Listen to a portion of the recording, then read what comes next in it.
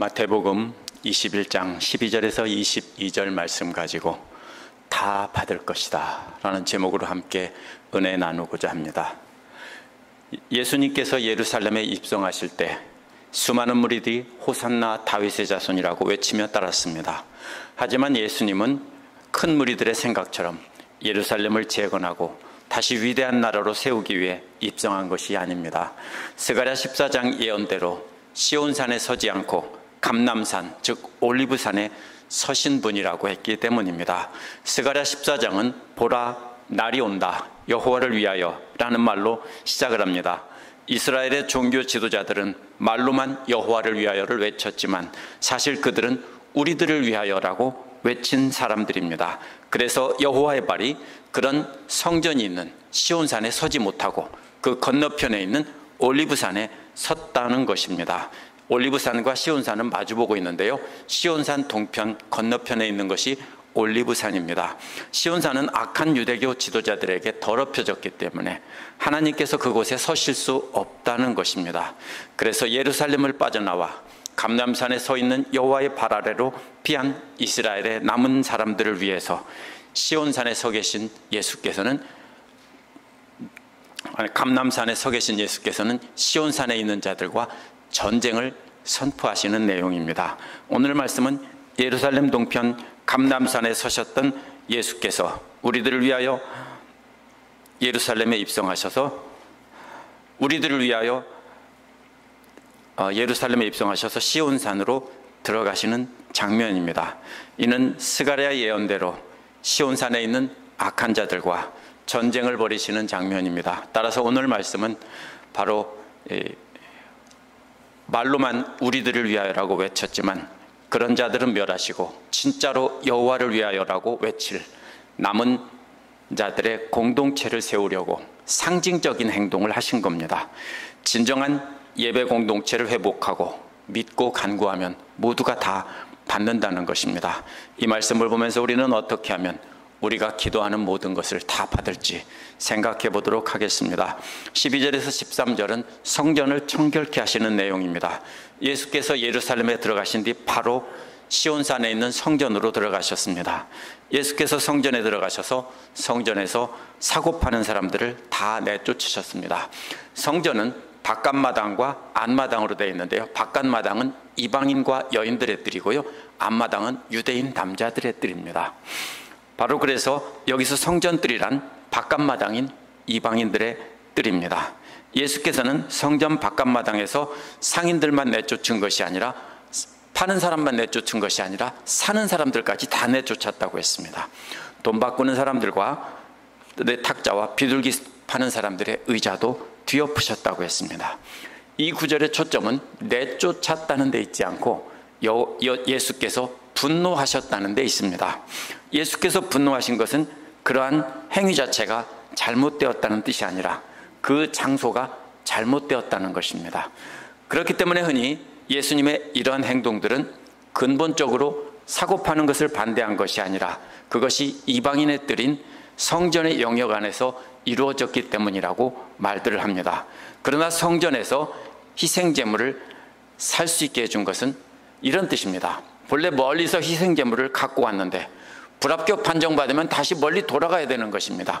그래서 그런 사람들의 번거로움을 피하기 위해서 안전하게 합격될 수 있는 제물을 이렇게 살 수 있도록 해준 것입니다.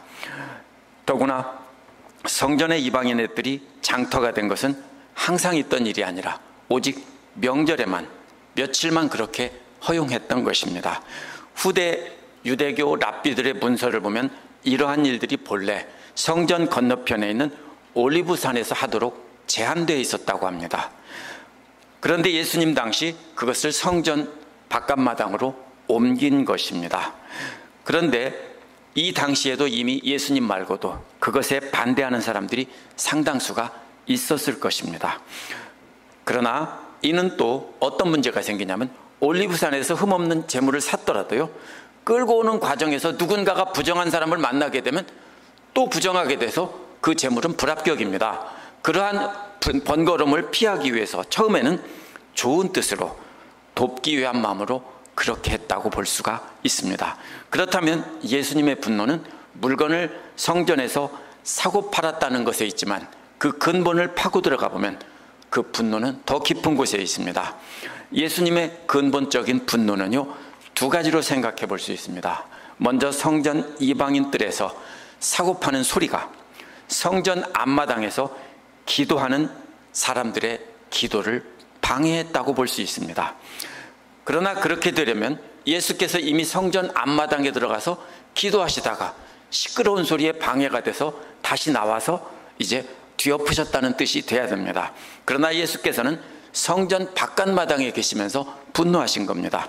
그렇기 때문에 예수께서는 축제기간 동안에 바로 성전 바깥마당 둘레에 보면 솔로몬의 포르티코라고 하는 긴 복도 같은 것이 있고 기둥만 있는 그런 곳이 있습니다. 거기서 원래 성경 공부를 하는 곳입니다. 그곳에서 솔로몬처럼 지혜를 전해주려고 하셨는데 장사하는 사람들 때문에 방해가 돼서 화가 나셨을 수 있습니다. 그렇다면 예수께서 화가 나신 것은 성전의 근본적인 기능인 하나님께 기도하고 말씀 가르치고 배우며 예배하는 일은 소홀하고 사고팔고 형식적인 제사만 드리고 있었기 때문이라고 볼 수 있습니다. 13절을 보면요, 그런 의미가 분명해집니다. 예수께서 그들에게 말씀하시되라고 하면서 하나님의 진리를 말씀하시는 공식을 사용해서 기록하였으되 이렇게 말을 합니다. 이것은요, 이사야 56장 7절에서 나온 것인데요, 본래 그 내용은 내 집은 기도하는 집이라 불릴 것이다 라고 했는데 이사야 56장 7절은 이렇게 되어 있습니다. 내 집은 모든 민족들이 기도하는 집이라 불릴 것이다. 이사야는 이렇게 되어 있습니다. 뭐가 빠졌습니까? 이사야는 모든 민족들이 다 모여서 기도하는 집이 된다고 했는데 마태는 모든 민족이라는 말을 빼고 증거했습니다. 왜 그럴까요? 마태가 마태복음을 기록한 것은 유대인들에게 전도하기 위해서 기록한 것입니다. 그런데 유대인들에게 복음을 전할 당시 유대인들은 기독교에 대해서, 예수에 대해서 극심한 반대를 했고 믿는 사람들을 심하게 핍박했습니다. 아마 그래서 마태는 이방인들이라는 말을, 모든 이방인들이라는 말을 빼고 이렇게 전했을 것입니다. 그러나 예수님은 분명히 성경 그대로 내 집은 모든 민족들이 기도하는 집이라 불릴 것이다. 본래는 이렇게 되었을 것입니다. 예수께서 머지않아 성전이 완전 파괴되고 성전 중심의 예배가 끝난다는 것을 아셨습니다. 예수께서 뒤집어 엎으신 것은 단순히 물건 파는 자들의 상이 아니라 신분 계급과 남녀와 유대인, 이방인 간의 차별입니다. 그러한 차별을 뒤집어 엎으신 것으로 볼 수 있습니다. 예수께서 죽으심으로 성소와 지성소를 구분하는 휘장이 찢어진 것도 누구나 다 하나님 앞에 나갈 수 있게 하신 것입니다. 예수께서는 이사야의 예언대로 유대인이나 이방인이나 모든 사람이 구별 없이 하나님의 자녀가 되어 하나님을 예배하는 공동체를 만드시려는 것입니다. 그런데 유대인들은 하나님의 본래 뜻인 이방인의 예배는 안중에 없습니다.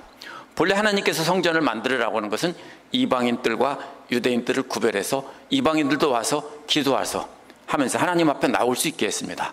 그런데 그것은 자기들이 상관할 영역이 아니기 때문에 거기를 뭘로 만들었습니까? 물건 파는 장소로 만들어 버린 것입니다. 본래 그곳은 또한 아까 말씀드린 대로 성경 공부하는 곳이고 또 유대인과 이방인들이 함께 공부하고 토론도 하고 또 기도도 하고 그런 곳입니다. 그런데 그곳을 바로 물건 파는 곳으로 만들어 놓았기 때문입니다.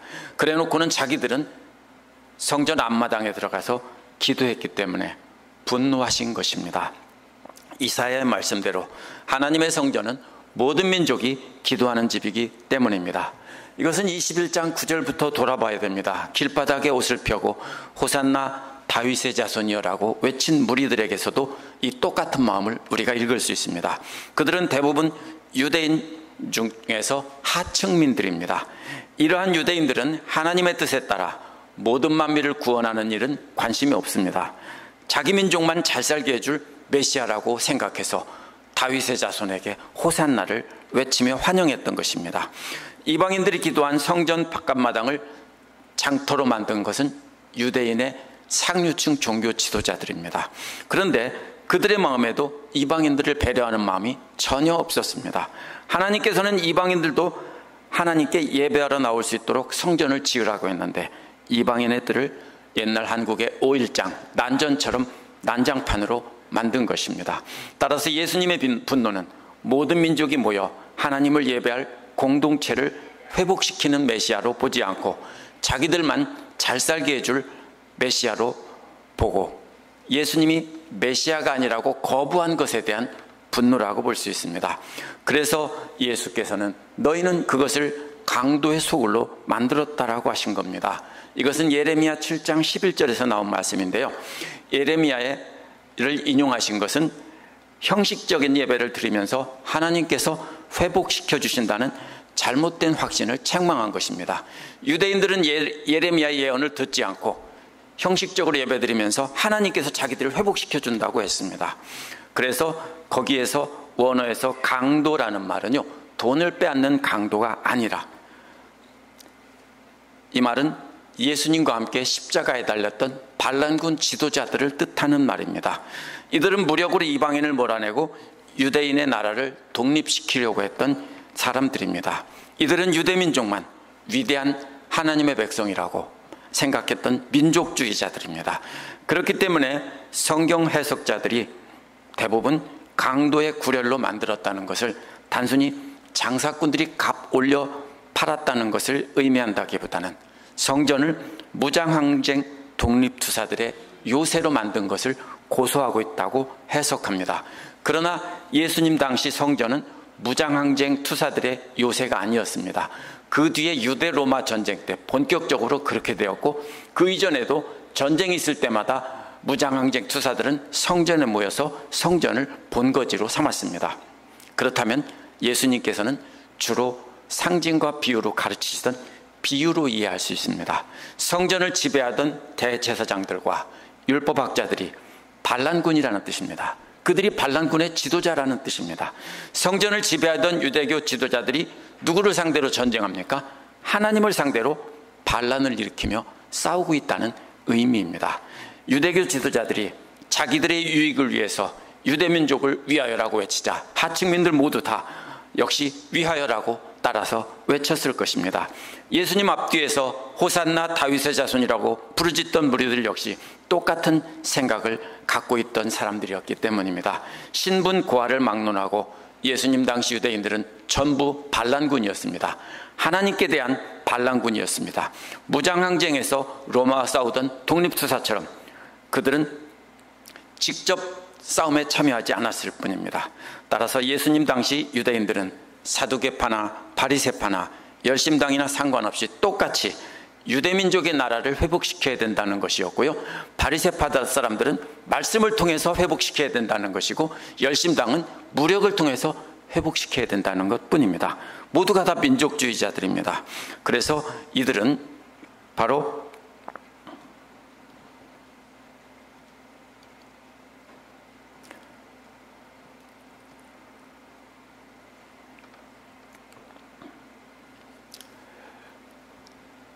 모두가 하나님의 뜻인 모든 만민이 기도하는 집을 만드는 것이 아니라 자기들만 구원받고 하나님께 복받아 잘 살기를 원했던 것입니다. 모두가 다 하나님 편에서 보면 반기를 들고 하나님과 싸우던 반란군들입니다. 유대교 지도자들은 반란군의 지도자들이고 하층민 유대인들은 그들을 따르던 군사들입니다.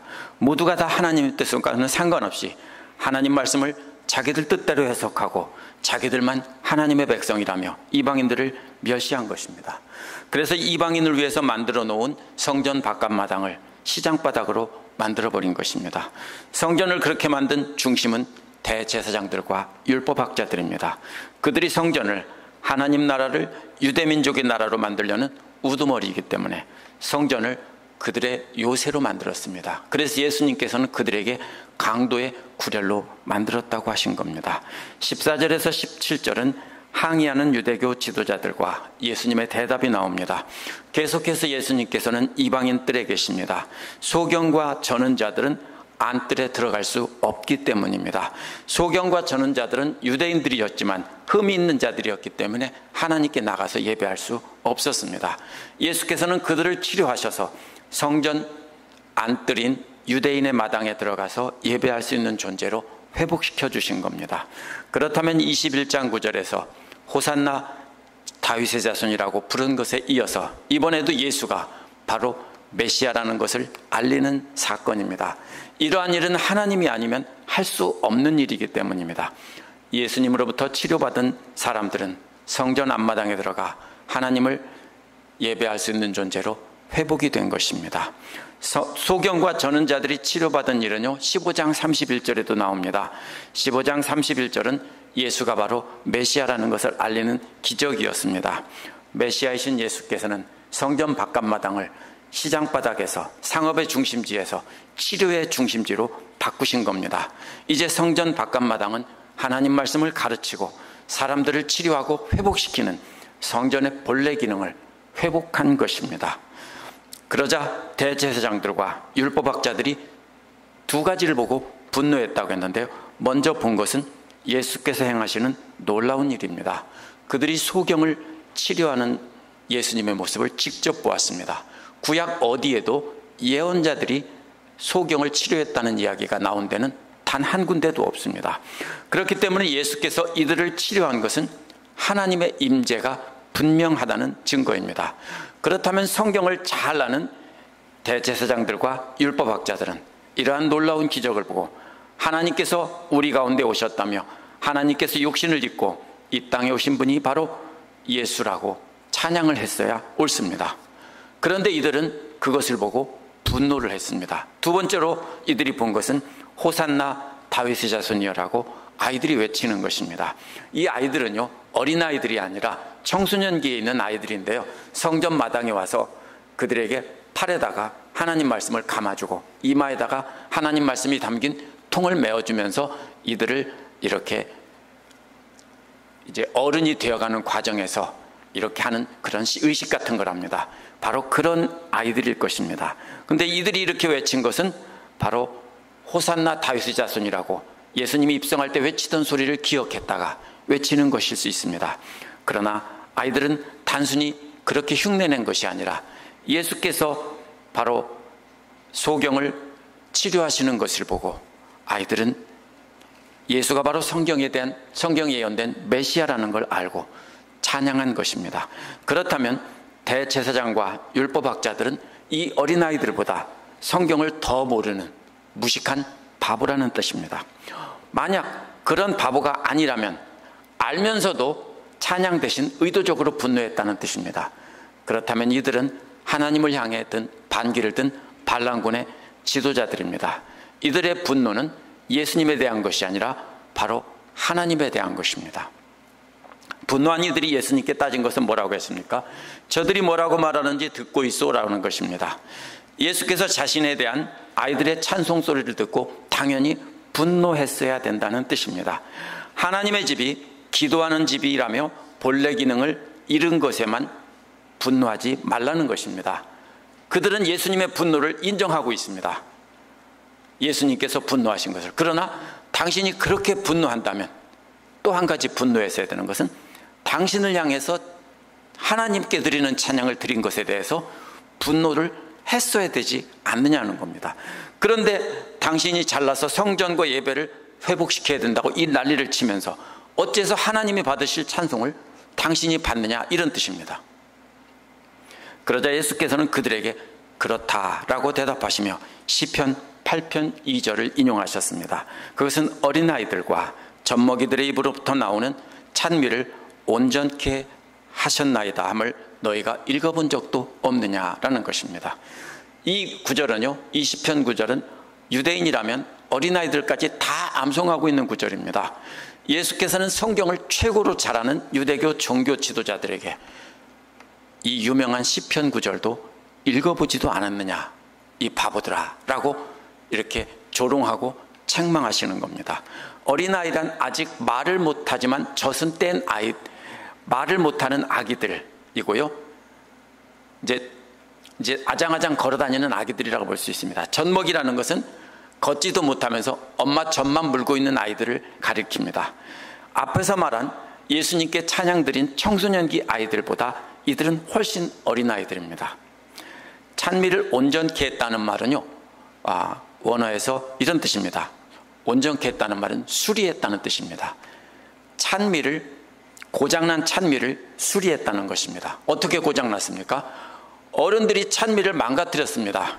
형식적으로 찬양해서 망가뜨렸는데 대제사장과 율법학자들이 자기들의 이익을 따라 하나님의 진리를 왜곡시키고 찬미를 왜곡시켜 망가뜨렸지만 순수한 어린아이들과 젖먹이들은 그 찬미를 고쳐놓았다는 것입니다. 왜냐하면 예수님께 이 어린아이들은 찬양을 드렸기 때문입니다. 그래서 어린아이들은 예수가 창조주 하나님이라고 찬양을 한 것이니 대제사장들과 율법학자들이 망가뜨려 놓은 찬양을 이들이 수리한 것입니다.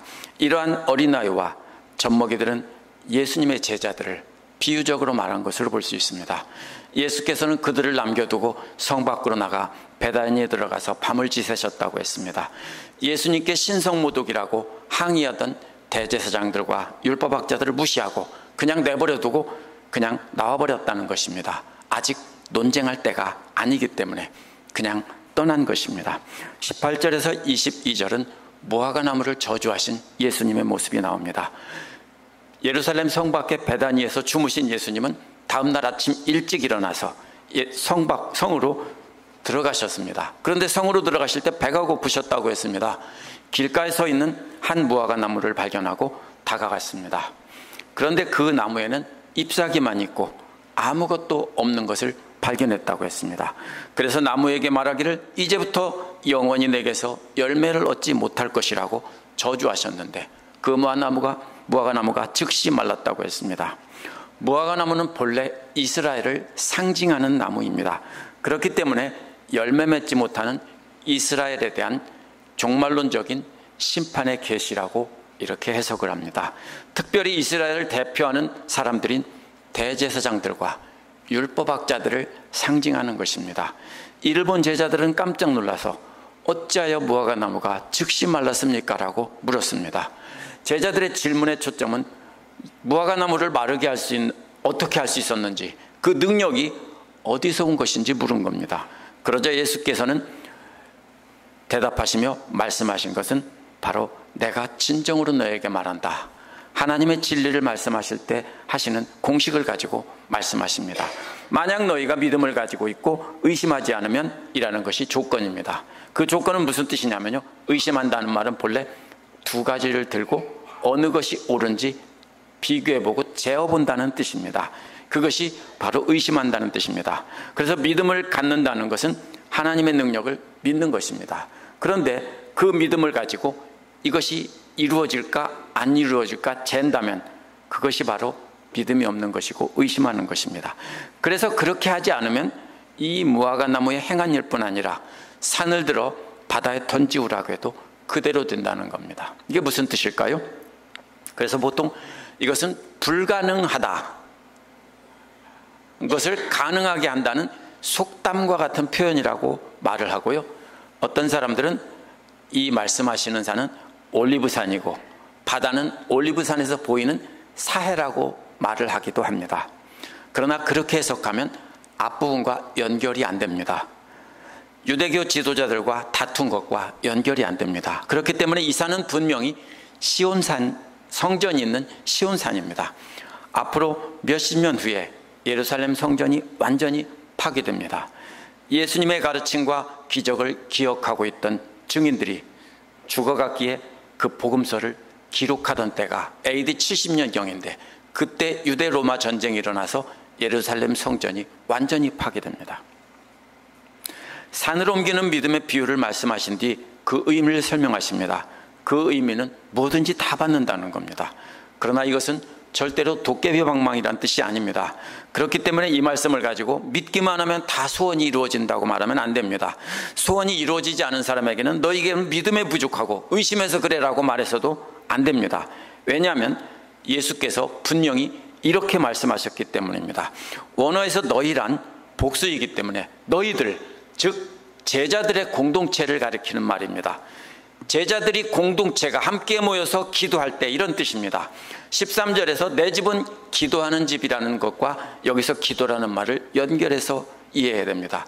그렇기 때문에 성전이 기도하고 치유받는 예배하는 본래의 기능을 회복해야 된다는 것과 연결해서 바로 이렇게 함께 모여서 예배하면서 공동체가 회복되게 해달라고 기도할 때 그것이 이루어진다는 뜻입니다. 그러므로 개인적으로 원하는 것을 구하기만 하면 다 받는다는 뜻이 절대로 아닙니다.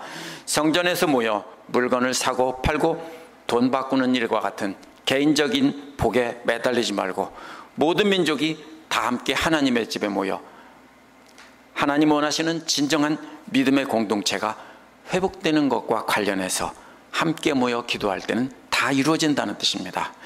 인간들의 욕심과 이기심으로 이방인들과 장애를 가진 사람들은 제외되는 그런 예배가 아니라 모두가 다 함께 모여 하나님을 찬양하게 해달라고 간구하면 이루어진다는 것입니다.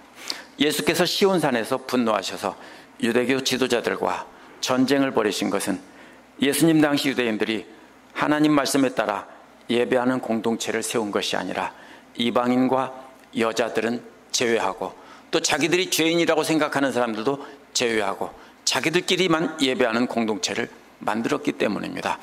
그것도 하나님을 예배하는 공동체가 아니라 자신들을 높이며 자기들에게 예배하는 공동체를 만들었기 때문입니다. 만약 오늘날 교회도 그렇게 한다면, 자신들의 특권을 지키기 위한 공동체로 만든다면, 그래서 자기들만 축복받는 공동체로 만들려고 한다면 오늘날도 예수님은 오셔서 뒤집어 엎으시며 내 집은 너희들끼리만 예배하는 곳이 아니라 모든 만민이 함께 모여서 기도하는 곳이다, 이렇게 외치실지 모릅니다. 우리는 마태복음 8장으로 돌아가 봐야 됩니다. 예수님께서 이방인인 로마 군대 백부장을 종을 치료해 주셨습니다. 그래서 유대인과 이방인 사이의 벽을 허물었습니다. 종을 치료해 주심으로 종과 자유인의 벽도 동시에 허무셨습니다. 베드로의 장모를 치료하시면서 남자와 여자 사이의 벽도 허무셨습니다. 몰려든 무리를 치료하신 뒤에 무리들이 열광하자 예수께서 건너편 이방인으로 땅으로 가신 것은 단순히 쉬러만 가셨다라고 보기보다는 유대인과 이방인의 경계를 허무신 것으로도 우리가 볼 수 있습니다. 그래서 사람들이 세운 이러한 경계 안에 머무는 것은 이집트 땅에서 노예살이하던 백성들과 같은 것입니다. 예수님을 따라 더럽고 추악한 그곳을 벗어나 새로운 약속의 공동체로 가자고 하신 겁니다. 우리도 우리만 성전 안뜰에 들어가 기도하면 안 됩니다. 그것은 예수께서 허무신 경계를 다시 세우는 행위입니다.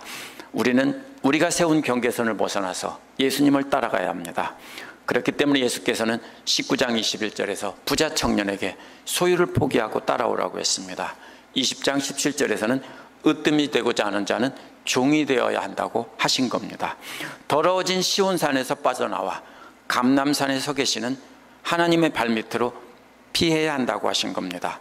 예수께서는 시온산에 서 있는 스스로 하나님의 된 자들과 전쟁을 벌이고 있는 것이기 때문입니다. 우리 자신을 예배하는 것에서 벗어나 진정으로 하나님만 경배하는 우리를 만드는 것은 사실상 불가능합니다. 그래서 산을 바다로 옮기는 것에 비유한 것입니다. 어떤 교회든 교회의 모습을 보면 진정으로 하나님을 예배하는 공동체가 된다는 것은 불가능해 보입니다. 그래서 예수께서는 제자들이 함께 모여 기도할 때 진정한 믿음의 공동체로 회복될 것을 믿고 구하면 다 받는다고 한 것입니다. 우리가 그렇게 되기를 간절히 믿고 기도하면 우리가 원하는 무엇이든지 다 받을 것입니다. 진정한 예배가 있는 믿음의 공동체를 만들기 위해 간절히 기도하면 우리는 다 받을 것입니다. 기도하겠습니다.